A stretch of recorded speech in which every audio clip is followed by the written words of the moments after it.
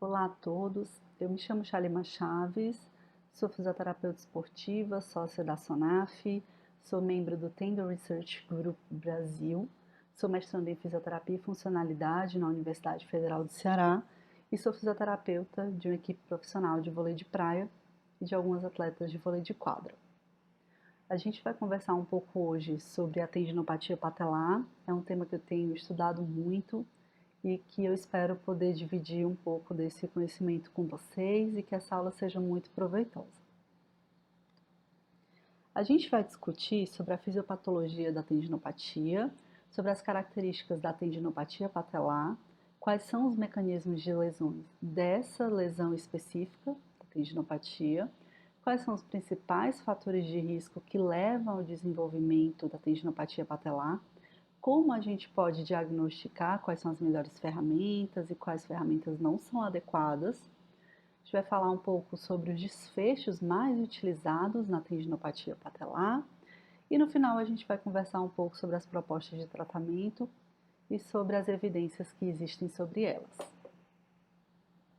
Então, entrando um pouco no nosso primeiro tópico, que a gente vai falar sobre a fisiopatologia, primeiro é importante a gente diferenciar a tendinite, que é um termo muito utilizado, da tendinopatia. A tendinite, ela nos remete a uma inflamação do tecido tendinoso, do tendão. E na realidade, não é bem isso que acontece. Então, vamos prestar um pouco atenção aqui nessa imagem. O tendão, ele é um tecido conjuntivo que conecta o músculo ao osso. E essa conexão é o que ajuda a transferir a carga do tecido contrátil, que é o músculo, para a estrutura que vai se movimentar, que é uma das estruturas mais fortes do nosso corpo, que são os ossos. Quando a gente tem um tendão saudável, a gente tem os tenócitos em um formato fusiforme, né? O tenócito ele é a unidade básica do tendão. Da mesma forma que a gente tem ali as fibras musculares, né? Que a gente vai ter os tenócitos. Nós vamos ter fibras com colágeno tipo 1, que é um colágeno bem organizado, ele fica em formato paralelo. A gente vai ter uma matriz interfascicular, uma matriz intercelular de volume adequado, sem excesso de vasos, né? Os vasos sanguíneos estão presentes, mas eles estão presentes dentro da sua conformação normal. E quando a gente tem uma tendinopatia, a gente vai ter algumas alterações nesse tecido. Os tenócitos, eles já não são células fusiformes. Eles passam a ter um formato mais oval, eles estão distribuídos em uma maior quantidade dentro do tecido. A gente vai ter uma coisa chamada neovascularização, que é quando a gente tem vários novos vasos, né? Existem algumas hipóteses de que a dor da tendinopatia ela vem a partir daí. A gente vai ter o colágeno tipo 3, que não é um colágeno organizado, é um colágeno disforme, que rompe com facilidade. E o colágeno tipo 1, ele vai entrar em processo degenerativo. Então, como vocês podem ver, dentro do tecido tendinoso existe uma alteração importante. Mas por que acontece essa alteração, né? E aí a gente vai pensar agora no mecanismo de lesão. A tendinopatia ela é muito conhecida por ser uma lesão de sobrecarga. Então, quando a gente fala de sobrecarga, eu estou falando de desequilíbrio entre capacidade e demanda. Significa que a minha capacidade é baixa para a demanda que está sendo ofertada. Então, se eu tenho uma capacidade, digamos, de fazer 30 saltos durante um jogo, e durante aquele determinado jogo eu preciso fazer 80 saltos, então eu tenho uma demanda de 80 saltos para uma capacidade de 30, mais que o dobro. Então é meio óbvio que o meu tecido ele não está preparado para aquilo. Isso gera algumas lesões no próprio tecido tendinoso, assim como gera no tecido muscular. Só que o tecido muscular ele se regenera com mais facilidade. E o tendão ele não tem toda essa facilidade de regeneração. Então, quando a gente tem esse desequilíbrio, a gente vai desencadear aquele processo que a gente falou agora dentro do tecido, né? Aquele processo mais fisiopatológico. Nessa imagem, ao lado da balança de capacidade e demanda, a gente vai ter as fases de degeneração do tendão. Então essa é uma das hipóteses mais difundidas da causa da tendinopatia patelar. E a gente vai ter nessa primeira imagem um tendão saudável, né? Um tendão que ainda não recebeu uma carga maior do que a demanda que ele é capaz. Já no seguinte, né, nas duas imagens seguintes, a gente vai ter esse processo, essa cadeia de degeneração desse tecido. Então, a primeira fase a gente chama de reativa. O que é uma fase reativa do tendão? É a primeira fase quando começa a acontecer esse desequilíbrio aí da balança de capacidade e demanda, uma sobrecarga. Então, a gente tem ali os tenócitos, que vão começar a ter uma resposta proliferativa ao estímulo que ele recebeu. E essa resposta proliferativa, ela vai atrair proteínas. E essas proteínas, elas são altamente hidrofílicas. E o fato de a gente ter uma maior quantidade de proteínas hidrofílicas faz com que aumente a quantidade de água que fica ali no nosso tecido. Então, o tendão ele vai se tornar um pouco maior, um pouco mais largo, porque ele está com mais água do que ele estava antes, vai aumentar o volume dele. Em seguida, a gente vai ter a fase de degradação. O que é a fase de degradação? É quando eu tive a fase reativa, não tive o repouso necessário para que o tecido possa se regenerar, e aí eu começo a ter algumas alterações dentro do próprio tecido, né? Então eu vou ter ali alteração no formato do tenócito, que eu já tinha comentado com vocês, que em vez de ele ser uma célula fusiforme, ele se torna uma célula oval. Eu vou ter uma maior síntese proteica, eu vou ter uma desorganização da matriz celular e eu vou ter o aparecimento de novos vasos ali naquela região. Lembra daquela primeira imagem que eu mostrei para vocês? Que tinha alguns vasos novos? Então, isso acontece também nessa fase de degeneração, de degradação. Em seguida, a gente caminha para a fase de degeneração. Então, nas duas primeiras fases, a gente vai ter um processo que ele é reversível se eu retirar a causa. Então, se eu equilibrei a capacidade e a demanda, o meu tecido consegue retornar e se tornar um tendão saudável.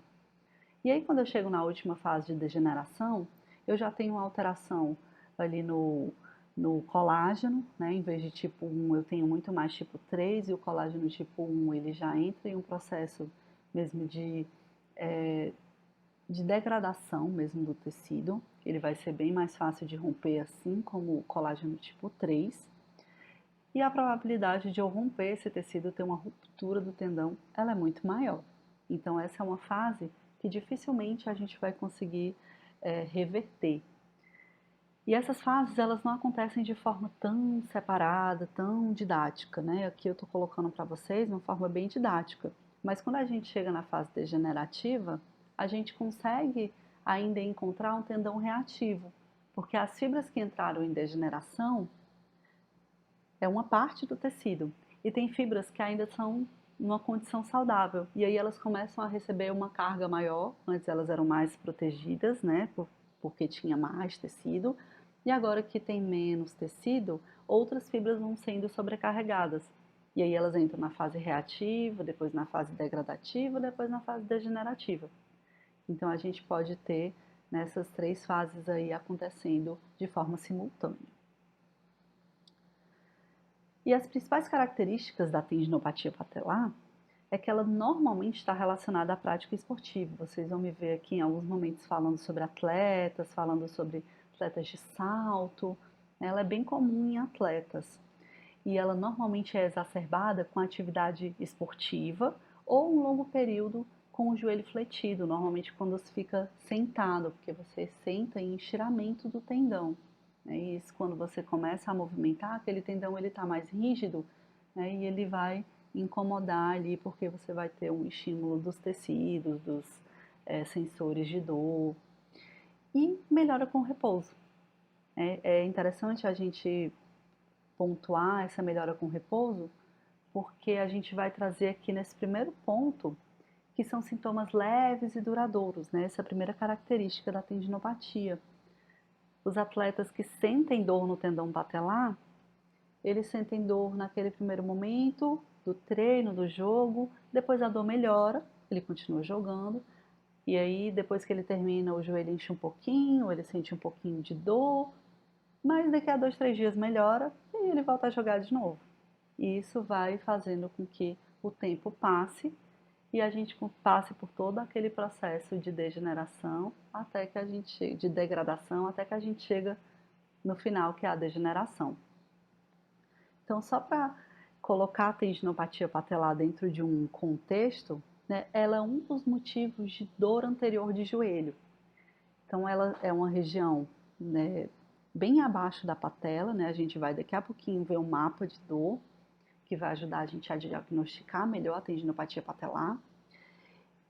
E aqueles atletas que têm uma tendinopatia patelar já crônica, eles vão ter uma redução de desempenho importante, porque a dor ela causa medo de fazer alguns movimentos e incapacidade também.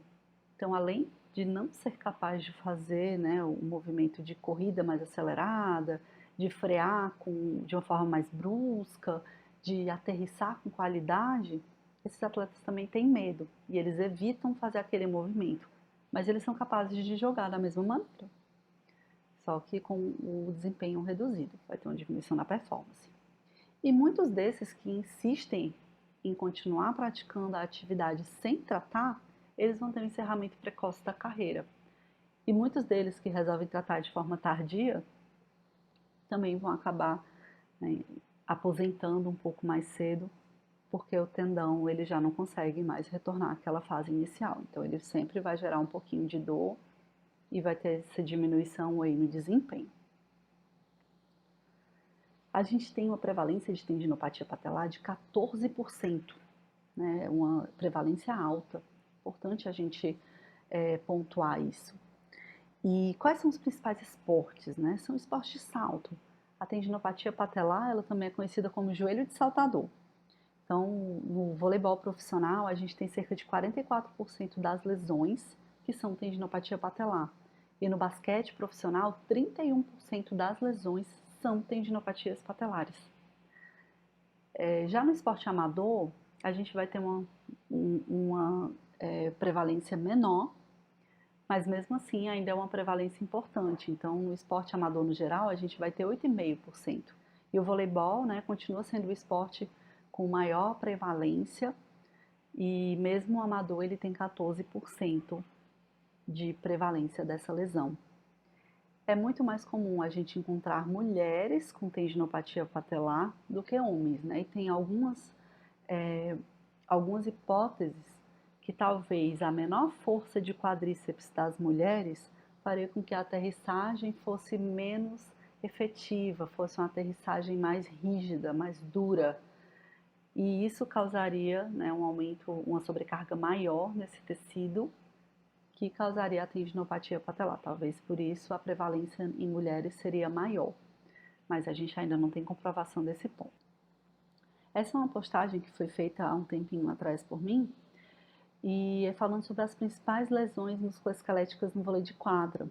E aqui a gente fala da incidência de lesões. No slide anterior a gente falou sobre prevalência, que são as lesões que aconteceram nos últimos períodos, né? A gente faz uma avaliação retrospectiva, normalmente dos últimos 12 meses, e a incidência é quando você acompanha o desenvolvimento de novas lesões.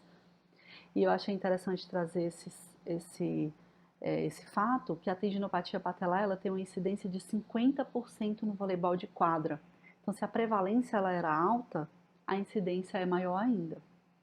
Então, é realmente uma lesão preocupante.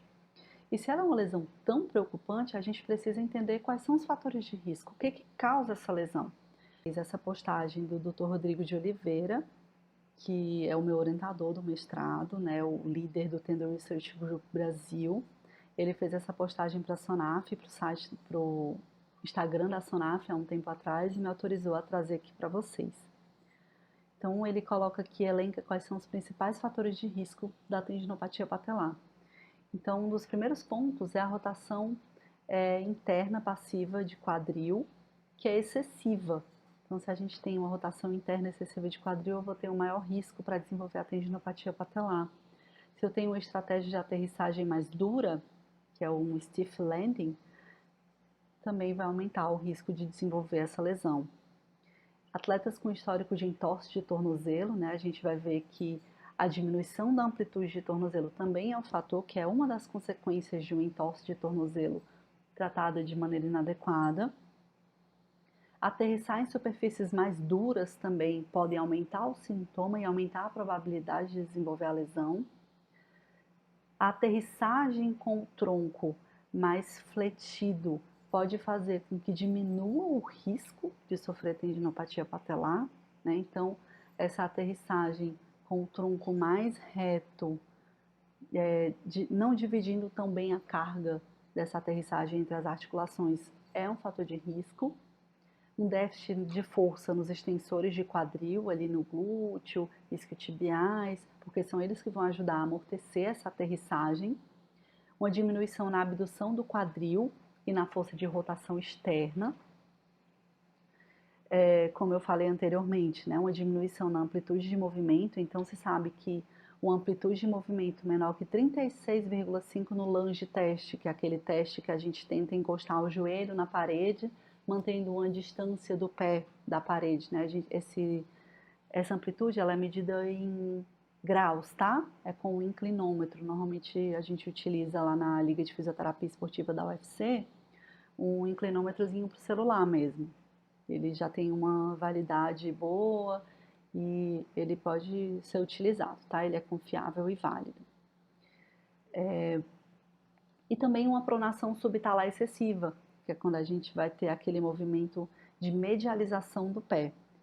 Então, todos esses fatores, eles são importantes de ser destacados, porque tanto a gente vai atuar na prevenção da tendinopatia patelar para os atletas que têm maior risco, que são principalmente atletas de salto, quanto a gente vai ter que trabalhar esses fatores pensando quando a gente vai fazer o tratamento, quando a gente vai fazer a proposta de tratamento. Não adianta só melhorar a dor do tendão, a gente tem que resolver a causa do problema. É interessante também que aqui a gente fala um pouco sobre alguns dados que o professor Rodrigues Catoni trouxe para a gente, né? Vocês podem ver aqui que tem o nome dele várias vezes aí dentro desses fatores de risco. E o professor Rodrigues Catoni, ele é um dos principais pesquisadores também sobre tendinopatia patelar, ele faz parte do Tendon Research Group, e ele defende muito que o nome não deveria ser joelho de saltador, deveria ser joelho de aterrissador. Então, olha que coisa interessante, não é no momento do salto que existe uma maior sobrecarga no tendão, é no momento da aterrissagem. Então, essa carga ela precisa ser mais bem distribuída, por isso que o tronco ele precisa fletir, por isso que o tornozelo ele precisa fazer dorsiflexão, por isso que o meu glúteo tem que ter uma força adequada para eu poder fazer uma aterrissagem mais soft, né, uma aterrissagem mais leve, para que eu não possa sobrecarregar demais o meu tendão. E como que eu vou diagnosticar a tendinopatia patelar, né? Eu já sei que ela é uma das lesões mais prevalentes, eu já sei que ela também é uma das mais incidentes, e agora eu quero saber se a dor no joelho do meu paciente é ou não é tendinopatia patelar. Então a gente começa trazendo esse mapa de dor no joelho. Olha que interessante. Aqui a gente vai ter vários locais pontuando onde que é essa dor, e a dor da tendinopatia patelar, ela é esse número 2. Então, uma dor que está ali no 3 ou no 4, ela não é uma tendinopatia patelar, ela provavelmente é uma rofite. Vocês vão ver aqui que a gente fala de diagnóstico diferencial. Então, a dor anterior de joelho, ela tem várias causas. E as causas que mais confundem a gente são a síndrome patelofemoral e a rofite. Então, o 4 e o 3 aqui provavelmente vão ser uma rofite, o 8 provavelmente vai ser uma tendinopatia de pata de ganso, o 5, o 6, o 7 e o 1, eles geralmente estão relacionados com a tendinopatia patelar, com a síndrome patelofemoral, e o 2 é a tendinopatia patelar. Ele é bem pontual. Então, quando você tem um atleta que tem tendinopatia patelar, quando você palpa a região 2, ele já diz, é aí minha dor. Normalmente a dor ela é bem na inserçãozinha ali né, no ápice da patela, bem na inserção do ligamento patelar, que liga a patela à tuberosidade anterior da tíbia. E outra excelente forma de diagnosticar, vocês vão ver que essa modelo que tem tendinopatia patelar, que vos fala, fazendo um dos testes mais utilizados, que é o teste de agachamento unipodal no plano declinado. Então a gente faz esse agachamento unipodal ali, né, com o tronco mais reto possível, em uma cunha de aproximadamente 25 graus de declínio, né, de inclinação ali para baixo. Isso aumenta muito a carga na região patelar, e as pessoas que têm dor no tendão patelar, elas normalmente colocam aí uma EVA, né, na escala visual analógica, acima de 5, ok? Então, né, eu estou falando com conhecimento de causa. Eu tenho também tendinopatia patelar, jogo vôlei de quadra, né, e estou dentro aí da estatística. Mulher que joga vôlei de quadra e que tem tendinopatia patelar. Mas, Shalimar, e os exames de imagem? A gente vê que normalmente as pessoas que têm dor no joelho vai no médico e eles falam, vamos fazer um ultrassom, vamos fazer uma ressonância. Qual que é a importância de fazer esses testes, fazer esses exames em pessoas com tendinopatia patelar? Então, o diagnóstico da tendinopatia patelar, como a gente viu, né, no slide anterior, ele é muito clínico.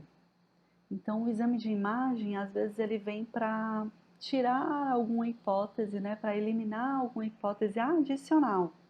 Se eu acho que aquele paciente ele pode ter uma fratura de patela associada, ou se eu quero ver se já existe alguma ruptura, né, mais importante do tendão patelar. Mas para diagnosticar a tendinopatia patelar, não é a melhor forma. Então, né, a gente tem nessa primeira imagem aqui um tendão que ele é um pouco mais largo, né, onde vocês podem ver aqui essa setinha, ele é um tendão um pouco maior, porque ele já tem uma quantidade de líquido maior, né, e mostra pra gente que esse tecido ele está em um processo de alteração, mas ele não me fala exatamente qual que é a fase que ele está. E no exame da direita, vocês vão ver aí um ultrassom, né, que aí também vai trazer algumas informações pra gente, mas que não consegue ser muito preciso. Mas pelo menos eu sei que está existindo uma alteração nesse tecido. Tudo bem, mas é muito comum nós termos uma melhora das queixas, uma melhora nos desfechos e não existir uma melhora no exame de imagem. Então, será que realmente precisa de um exame de imagem para diagnosticar a tendinopatia patelar? Né? Clinicamente, a gente já consegue saber se é ou não uma tendinopatia, ok? Então, não tem necessidade do exame de imagem, a não ser que eu queira excluir outras hipóteses.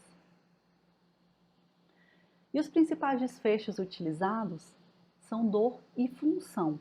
Se vocês forem ver os ensaios clínicos que são normalmente feitos para tendinopatia patelar, desculpem, vocês vão ver muitos que utilizam como desfechos principais dor e função. Então, a dor normalmente se utiliza o plano declinado, né, aquele agachamento unipodal que eu mostrei para vocês, e se coloca dentro de uma escala visual analógica uma pontuação de 0 a 10. Então, a gente vai ter 11 pontos aí na nossa escala visual analógica, e depois que o paciente termina de fazer o agachamento unipodal, a gente pede para ele classificar. E a função, ela vai ser medida através do VISA-P, que é um questionário, né, que está dentro desse aplicativo, né, para Android, e nesse site, né, ou esse website, que a gente pode abrir também em um iOS, que é do PQ Online, né, que é esse link aqui que eu coloquei embaixo para vocês. E a gente consegue aplicar esse questionário para ver a gravidade da lesão, né, o quanto aquilo ali está impactando nas atividades e na participação daquele paciente que tem a tendinopatia patelar. E aproveitando que a gente está falando sobre questionários, né, sobre escalas de avaliação funcional, eu trouxe aqui para vocês como curiosidade, eu não sei se vocês já conhecem, mas né, o Physiotherapy Questionnaire, ele é um aplicativo, inicialmente ele foi um aplicativo, né, ele ainda tem para Android, e ele hoje é um website que a gente consegue abrir no computador, consegue abrir no tablet, consegue abrir no iPhone, enfim. É só acessar esse site e a gente vai ter diversos questionários lá. Então, facilita muito a aplicação, ele é muito prático, foi desenvolvido por um aluno de graduação da UFC, né, que é a universidade que eu me formei e que hoje eu faço mestrado. E tem questionário de várias articulações e a perspectiva é que coloque também de outras áreas, enfim, é bem interessante. Deixa muito prático o nosso dia a dia, facilita demais. E ainda traz algumas referências do resultado. Então, a gente aplica o questionário para ver como é que está a condição funcional daquele paciente, para ver o impacto da tendinopatia patelar no dia a dia dele, seja na área esportiva ou não. E agora a gente vai falar um pouco sobre a prática baseada em evidência. Então, só lembrando aqui para vocês, né, que a gente precisa abrir mão daquele amor tóxico pelas terapias que não têm comprovação científica. Ah, mas ainda não tem porque não tem estudos suficientes. Ok, eu compreendo isso. Pode ser que no futuro a gente consiga encontrar evidências suficientes. Mas será que é ético a gente aplicar em um paciente, cobrar por isso, por uma coisa que a gente ainda não sabe se funciona? Então é por aí que a gente tem que refletir. Mas, Shalimar, por que você está falando de amor tóxico? Porque às vezes, né, eu vejo muito isso nas redes sociais, uma paixão desenfreada por algumas técnicas, né, às vezes porque você gastou dinheiro fazendo curso, ou porque na sua prática funciona, e a gente tem que mudar esse discurso. Então a gente tem que aplicar aquilo que a gente sabe que funciona, que tem comprovação que funciona. Ah, mas o placebo também faz o paciente melhorar. Né? E o que a gente quer, na realidade, o que a gente vende para o paciente é a melhora da dor. Tudo bem, eu compreendo que o placebo também melhora, mas não é ético cobrar para aplicar um placebo. Então, pensem bastante nisso e tentem, né, abrir mão dessa paixão desenfreada por técnicas que ainda não têm comprovação científica. E a prática baseada em evidência, o primeiro ponto dela é a evidência científica. Eu tenho que ter uma evidência científica de boa qualidade, falando que aquilo ali de fato gera um benefício e não gera um malefício. Só não gerar um malefício não é suficiente para eu decidir utilizar aquela terapêutica, ok? Ela precisa gerar um benefício para aquele desfecho, no nosso caso, dor e função, e para essa população específica, pessoas com tendinopatia patelar, ok? O segundo ponto é as preferências do paciente. Se eu tenho um paciente que ele tem muito medo de agulha e eu vou lá e faço a acupuntura nele, será que ele vai melhorar? Ele já começa tenso, ele não vai relaxar, ele já vai mandar informação ali para o cérebro que aquilo dói, e aí a gente vai acabar tendo o efeito contrário. Então, precisa levar em consideração a preferência e respeitar. E o terceiro é a experiência profissional. Se eu sei que existe uma técnica que é a melhor do mundo para resolver tendinopatia patelar, mas eu não sei aplicar, eu preciso primeiro fazer uma formação para poder entender melhor como que aquilo funciona, ok? Então, baseado nesses três pontos, agora a gente vai focar na evidência científica e eu vou trazer um pouco para vocês do que as evidências falam do tratamento para tendinopatia patelar. Então vamos começar falando das terapias invasivas. A eletrólise percutânea intratissular, que está, né, super na moda, todo mundo fala sobre isso, é um negócio que realmente funciona. Tá, calma, olha aquele amor tóxico. A ideia é legal, é produzir uma inflamação ali controlada, que permite que os fagócitos que estão ali naquela região auxiliem na regeneração tecidual. Então, gera uma inflamação para que o tecido ele possa se regenerar de maneira adequada. E tem sido bastante utilizada para tendinopatia patelar. Porém, as evidências científicas que a gente tem sobre a eletrólise percutânea intratissular em tendinopatia patelar, elas ainda são muito fracas. E elas são do mesmo grupo de pesquisadores. Então, a gente ainda não pode considerar que ela funciona. A gente tem que ter muito cuidado quando a gente for aplicar esse tipo de conhecimento. A gente precisa analisar os artigos. Não é só porque existe um artigo científico falando sobre aquilo que funciona. Então a gente precisa analisar a qualidade do artigo. Eu já li 2 ou 3 artigos que tem falando sobre a eletrólise percutânea intratissular. Eles são do mesmo grupo de pesquisadores e eles utilizam praticamente a mesma metodologia. Então eu não tenho como basear. É uma pessoa só falando que funciona. Então eu preciso de uma metodologia mais robusta, eu preciso de estudos em vários locais diferentes, eu preciso de pessoas diferentes publicando sobre aquilo. Então, por enquanto, a gente ainda não pode utilizar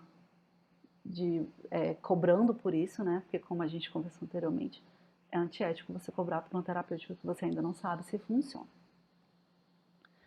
E aí vem o PRP, né? Então, a gente começou aqui pelas mais polêmicas já. O PRP é aquela coisa que todo mundo diz que funciona para tudo, né? E aí eu falo para vocês que as evidências que a gente tem, elas mostram que uma injeção de PRP combinada com exercício, ela não é mais efetiva, né, e pode até piorar o quadro clínico do que o placebo para tendinopatia patelar. E o placebo é água salina. Então, será que o PRP é a resposta mesmo do mundo? Ainda não. A gente já tem um pouco mais de estudos do que a gente tem sobre a eletrólise percutânea e até agora a gente ainda não conseguiu encontrar um resultado positivo. Então, da mesma forma que a gente ainda não pode utilizar a eletrólise percutânea, porque a gente ainda não sabe se de fato ela funciona, o plasma rico em plaquetas, né, o PRP, ele já tem algumas informações assim mais claras que para tendinopatia patelar ele não é muito legal. E o dry needling? O agulhamento a seco, que é super utilizado, né? E eu já vi muitas pessoas utilizando e justificando que é porque melhora, o paciente estava com uma dor absurda, que não conseguia mexer o joelho, não conseguia ficar em pé, não conseguia subir escada, e fez agulhamento a seco e melhorou absurdamente. Será que foi mesmo pelo agulhamento a seco? Porque o que a gente tem até agora são estudos que apontam ali um benefício a médio e longo prazo do agulhamento a seco em relação ao PRP. Epa, mas espera aí, ele tem um efeito positivo em relação ao PRP. E eu acabei de falar para vocês que o PRP, ele não tem ainda nenhuma evidência mostrando que ele é positivo. Então, alguma coisa é melhor do que uma coisa que talvez até traga malefícios. Então, não posso dizer ainda que o agulhamento a seco funciona, porque ele está sendo comparado com uma terapêutica que aparentemente não funciona. Então, a gente precisa comparar o dry needling com um controle, a gente precisa comparar com um padrão ouro de tratamento, tá? Então, agulhamento a seco também vai ficar para depois. E o ultrassom, né? Vamos falar agora das terapias conservadoras. Aquele ultrassom na região do tendão. Qual que é a ideia do ultrassom? É uma ideia de aumentar a proliferação celular, aumentar a síntese proteica, produzir citocinas e estimular a produção de colágeno. Olha, então aparentemente o ultrassom ele resolve todas aquelas alterações que a gente viu no tecido. E eu falo para vocês que talvez tem alguns estudos legais de ultrassom mostrando um pouco de efeito ali na tendinopatia patelar. Sabe qual que é o problema desses estudos? É porque a gente não tem uma dosimetria padrão. Cada estudo utiliza uma dose diferente. Então, eu não sei dizer qual que é a dose do ultrassom que funciona.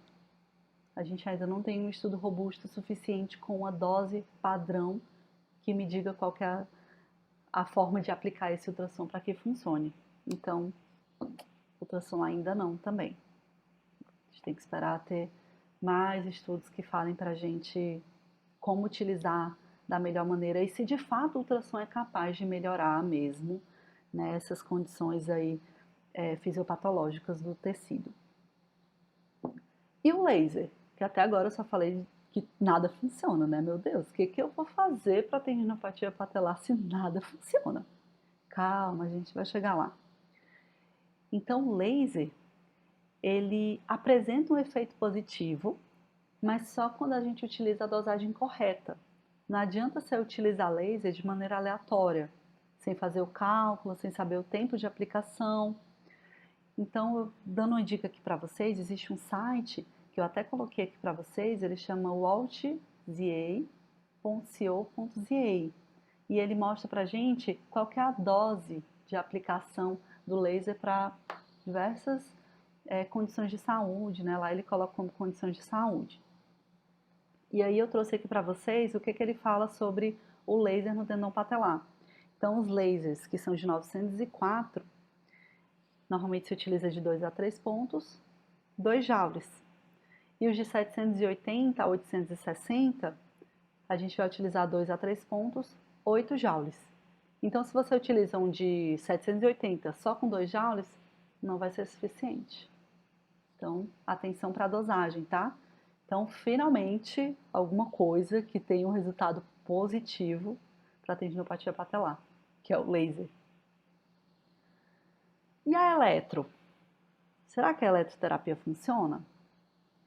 Então, a estimulação elétrica do quadríceps associada a um exercício progressivo, ela pode sim ser promissora. Se for pensar, né, a estimulação elétrica ela aumenta até 30% a força muscular. Se aumenta a força muscular, aumenta a carga que o tendão recebe. E se eu utilizo isso como um treino, a longo prazo, há plausibilidade, né, é meio óbvio, dizer que o tendão também vai se tornar mais forte. Mas os estudos que a gente tem hoje, eles ainda são de baixa qualidade. E são estudos com N pequeno, que não tem controle. Eu acho que na imagem de vocês, cortou um pouco essa imagem aqui de baixo. Mas o que tem escrito aqui é N pequeno, tá? Os estudos que a gente tem hoje com eletroterapia são estudos que têm uma quantidade de amostra ainda inadequada e que não apresentam controle. Quando a gente compara uma terapia nova, a gente precisa ter um grupo controle, ou seja, um grupo que não fez nada, para a gente poder saber se de fato aquilo ali funciona ou não. Ou até um placebo, tá? Os dois funcionam. Então, eletroterapia ainda não. Pode ser que no futuro, né, ele tenha resultados promissores, mas agora eu ainda não posso afirmar que ele funciona. E a terapia por ondas de choque? A gente ainda não tem uma terapia por onda de choque, um estudo que mostra pra gente que existe um benefício em relação ao placebo. Então, aplicar uma terapia por ondas de choque é a mesma coisa do que desligar o aparelho da tomada, fazer o barulhinho lá e aplicar. Então, será que é ético eu cobrar de um paciente? A minha opinião é que não. Então, terapia por ondas de choque também não. Então, até agora, laser, o paciente vai me pagar um atendimento só para fazer laser? Calma. Vamos continuar aqui. E as bandagens?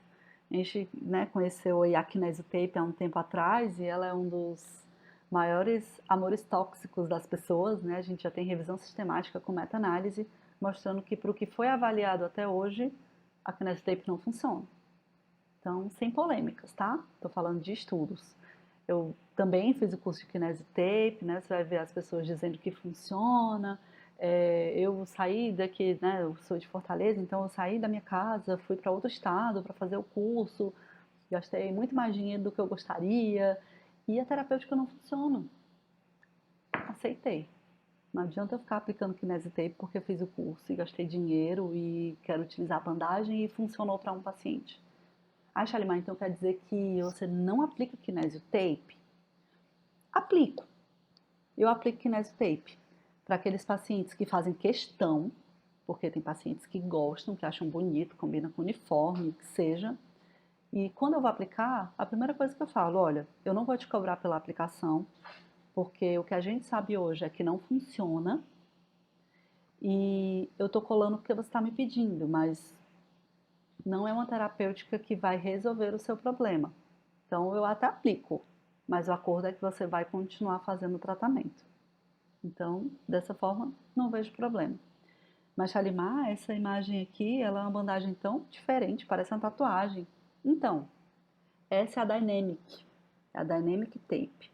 É uma bandagem que a gente ainda não sabe, ela tem uma plausibilidade promissora para funcionar aí para melhorar a tendinopatia patelar, né, para trazer benefícios, mas a gente só tem um estudo com Dynamic Tape, a gente ainda não sabe se ela funciona. Então, cenas dos próximos capítulos. E o estudo que a gente tem com Dynamic Tape, ele nem é para tendinopatia patelar, é para dor trocantérica. E essa pessoa que vos fala aqui está fazendo uma pesquisa com essa bandagem para tendinopatia patelar. E no futuro eu espero poder trazer boas informações para vocês. Eu espero poder trazer um checkzinho aqui na bandagem, dizer que ela ajuda a melhorar. Mas hoje eu ainda não sei. Então, não posso cobrar por ela ainda e não posso utilizar ela de maneira inadequada com o meu paciente. Né? Olha lá a prática baseada em evidência. Então, utilizo ela na pesquisa. Nos meus pacientes no consultório eu não aplico, porque eu ainda não sei se ela funciona de fato. E exercícios progressivos? Então, a gente vê que os exercícios, eles têm o objetivo de fazer com que o tendão desenvolva uma capacidade necessária para lidar com a demanda imposta. Opa! Olha que interessante! A gente não chegou à conclusão lá no comecinho que a tendinopatia patelar ela é causada por um desequilíbrio ali na capacidade na demanda? Então, aparentemente, o exercício ele resolve, né? Já que ele vai equilibrar de novo essa balança. E eu falo para vocês, resolve. O exercício progressivo, junto com o laser, são as duas terapêuticas que hoje a gente sabe que funcionam para a tendinopatia patelar. Então, todas as outras terapêuticas que eu apresentei aqui para vocês, não apliquem, porque a gente, boa parte, não sabe se funciona e algumas delas a gente já sabe que não funcionam. Então, o paciente ele não vai pagar só para ir lá no seu atendimento para fazer laser. Ele vai pagar para fazer exercício e laser. O laser vai ajudar ali a curto e médio prazo e o exercício ele vai ajudar a curto, médio e longo prazo. Mas, Shalimar, como assim a curto, médio e longo prazo? Como que o exercício vai me ajudar a curto prazo? Calma aí que eu vou explicar melhor. Então, a gente tem, assim, muito disseminado, né? Olha eu aqui de novo, né, com o meu tendão patelar feio, mostrando para vocês exercício excêntrico. Né? Eu coloquei aqui, Yuri Franco é um colega, né, que estuda também sobre tendinopatia patelar, fisioterapeuta da Seleção Brasileira de Futebol, né, feminina, é um grande amigo e ele estava fazendo uma pesquisa com tendinopatia patelar e eu fiz parte da amostra dele. Né, esses 10 agachamentozinhos que eu fiz aí me deixaram inválida por 2 dias. Então, né, eu brinquei com ele que foi um sacrifício que eu fiz por ele e pela ciência. Então, a gente já sabe que fazer agachamento no plano declinado é um exercício irritativo para o tendão. Tanto que é um dos diagnósticos para tendinopatia patelar. Então, imagina, né, você ficar aí mó tempão agachando uma perna só, né, para uma pessoa que tem tendinopatia patelar. Eu vou primeiro piorar para depois melhorar, concorda? Então, o exercício excêntrico, que ele é muito difundido e muito utilizado para tratar tendinopatias no geral, para o tendão patelar a gente já sabe que não é tão legal, porque ele gera tanta dor no começo que faz com que o paciente desista do tratamento. Então, se ele não está fazendo o tratamento, como que ele vai melhorar? Ok? Então, a gente tem uma taxa de desistência muito alta. Ah, meu Deus, mas você não acabou de falar que exercício melhora? Calma, exercício progressivo melhora. Então, quer dizer que o exercício excêntrico não funciona? Não foi isso que eu disse. Ele funciona, mas a longo prazo, médio e longo prazo. E eu não falei para vocês que o exercício ele também melhora a dor a curto prazo? Então, né, eu trouxe aqui para vocês essa imagem que ela é do capítulo do Profísio, né, ela é do professor Rodrigues Catoni, que eu falei para vocês que é um dos principais pesquisadores de tendinopatia patelar. E esse é um protocolo esse é um protocolo de tratamento para tendinopatia patelar que foi proposto em um comentário clínico feito pelo professor Peter Malliaras. junto com alguns outros autores. Então, ele divide em 4 fases a reabilitação da tendinopatia patelar, né, que ela dura em média 16 semanas. Cada fase ela vai ter ali aproximadamente 4 semanas. E a gente sai de uma capacidade baixa, ó, observem aqui, a gente sobe a escadinha e vai para uma capacidade necessária para a prática do esporte de forma irrestrita. Então, eu preciso melhorar essa minha capacidade para poder suportar aquela demanda. Olha só que interessante. E a gente sempre vai ter ali uma estabilidade dos sintomas para que eu possa progredir. A gente vai ali de degraus pequenos e constantes até a gente chegar onde a gente quer chegar, que é o aumento da capacidade. Então, peraí, vamos explicar melhor como que isso aqui funciona, porque é importante. Né? Como que eu vou tratar meu paciente com exercício, se o exercício excêntrico causa mais dor no início e faz com que boa parte dos pacientes desistam do tratamento? Então, né, aqui a gente vai ter as fases que eu acabei de mostrar para vocês, né, do comentário clínico do professor Peter Malliaras, e a gente já tem um ensaio clínico com esse exercício, né, com esse programa de reabilitação progressivo, mostrando efeitos positivos em relação ao exercício excêntrico. E a primeira fase é de exercícios isométricos. Isométricos? Mas a gente não já falou que exercícios seriam excêntricos ou concêntricos, né? Essa é a discussão que tem. O exercício isométrico hoje ele funciona como uma espécie de analgésico para essa dor do tendão patelar, por isso que ele é a primeira fase. E a gente tem uma redução, esses são dados de um estudo ainda não publicado do meu grupo de pesquisa, tá? Que mostra que nas 2 primeiras semanas a gente tem uma redução de até 35% a 50% da dor. Então, olha que interessante, fazer exercícios isométricos por aproximadamente 2 semanas faz com que a gente reduza entre 35% e 50% da dor. E quando a gente não faz exercício isométrico, faz só o exercício isotônico ou exercício excêntrico, essa redução da dor ela não acontece de forma tão rápida, certo? Então, a primeira fase são exercícios isométricos. Esse exercício que vocês estão vendo aí, ele chama agachamento espanhol. A gente coloca ali uma faixa não elástica presa num espaldar ou presa numa coluna, faz um agachamento, né? Começa bipodal, depois evolui para unipodal. A gente começa com angulação de aproximadamente 45 graus, depois a gente desce para 90, durante 4 semanas. Ou até que o paciente, no início do tratamento, sinta dor ao agachamento unipodal no plano declinado, menor que 3 na escala visual analógica. Se a gente passar 4 semanas, ou se no início do tratamento, né, antes de começar o tratamento do dia, o paciente tiver uma dor menor que 3 na escala visual analógica depois de fazer um agachamento unipodal no plano declinado, a gente evolui para a fase 2.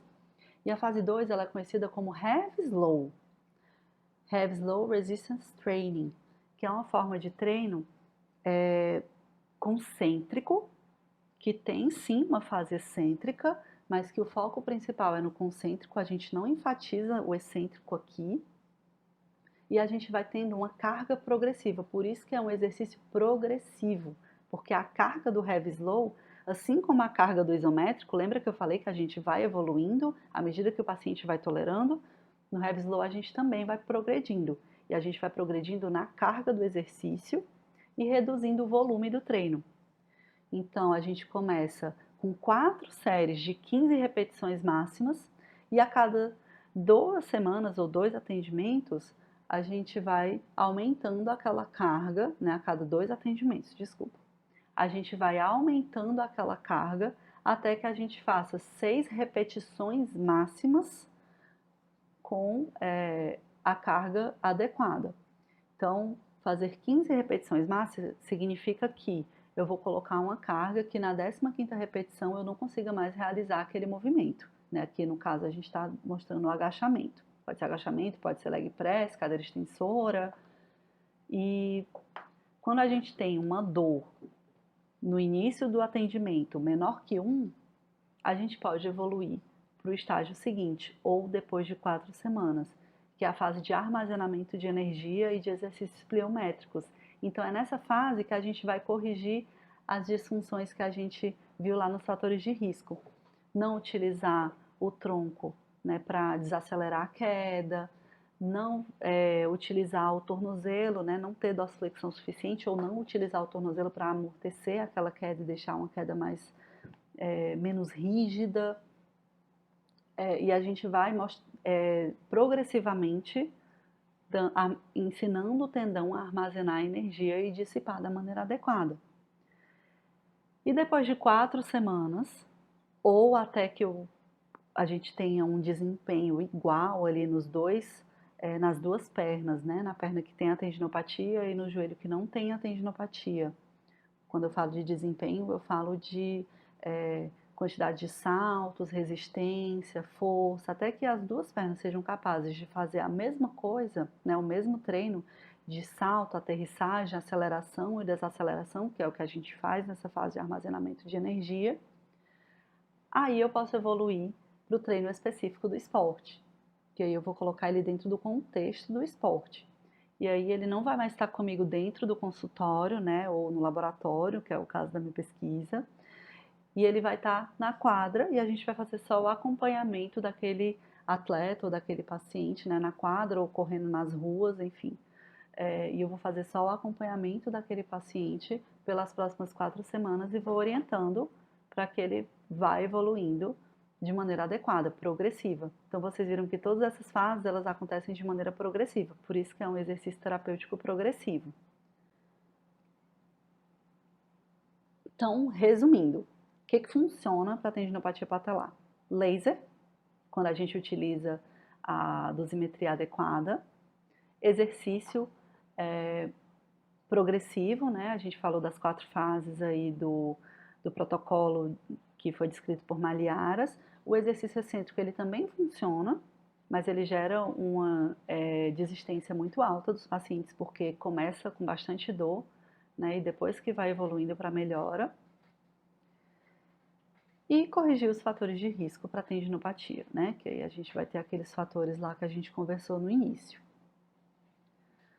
Assim a gente encerra o tema que a gente tinha para conversar hoje. Agradeço muito a atenção de vocês, né? Esse é o meu Instagram, @charlechaves. Se tiverem qualquer dúvida, pode me mandar um direct, eu tento sempre responder o mais rápido possível. E eu vou aproveitar o espaço para falar um pouquinho para vocês sobre o The Sports Women, que é uma página no Instagram que é minha e de mais algumas outras colegas da fisioterapia esportiva. A gente não fala só de fisioterapia lá, a gente fala também de outras profissões que se envolvem com o esporte. E a gente tem como principal objetivo promover equidade, né, melhorar a valorização da mulher dentro do esporte e mostrar que mulher também produz conteúdo de qualidade, que mulher também consegue ser uma fisioterapeuta esportiva. Então vocês vão ver lá na nossa página vários fisioterapeutas que são geniais, que são referências e que me dão muito orgulho de poder dizer que participo do mesmo grupo que elas. Então sigam lá a gente, @TheSportsWomen, a gente produz muito conteúdo legal e fiquem à vontade para contribuir, né? A página ela não é só nossa, ela é uma página de todas as mulheres que gostam de esporte do mundo. Então para os homens também que defendem essa equidade, que compreendem que a mulher hoje passa por um processo ainda muito difícil para se encaixar dentro do esporte e a gente conta muito com o apoio de vocês. Obrigada pela atenção de novo, espero que essa aula tenha sido muito proveitosa.